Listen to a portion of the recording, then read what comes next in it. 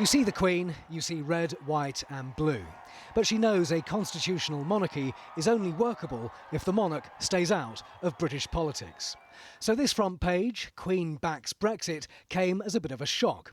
The Sun reports comments made at a lunch in 2011 where the Queen allegedly said she didn't understand Europe and it's heading in the wrong direction.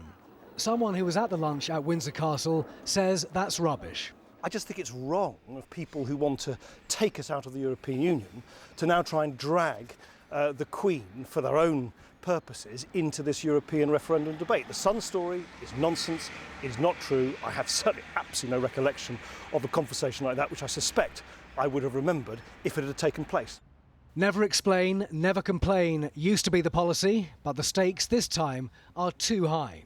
So Nick Clegg denies the story, Buckingham Palace denies the story, saying the Queen remains politically neutral, and they're not going to comment on spurious, anonymously sourced claims. And now they've launched a very rare official complaint to the new press watchdog, Ipso. The newspaper has issued this response.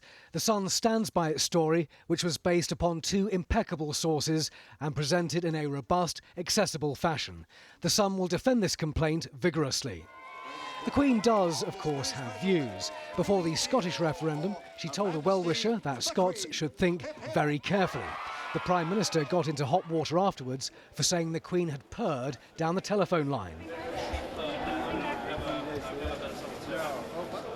Those who've actually worked at the palace say the alleged Brexit comments are fanciful. It doesn't ring true making that sort of remark in front of a politician. Politicians are the ones with the biggest loose mouths in the business.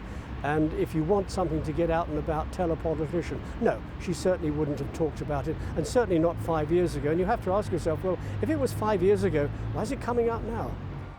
Whatever happens in the referendum, she will still be head of state. And the Queen knows that meddling in the affairs of state is the one action which would jeopardise her position.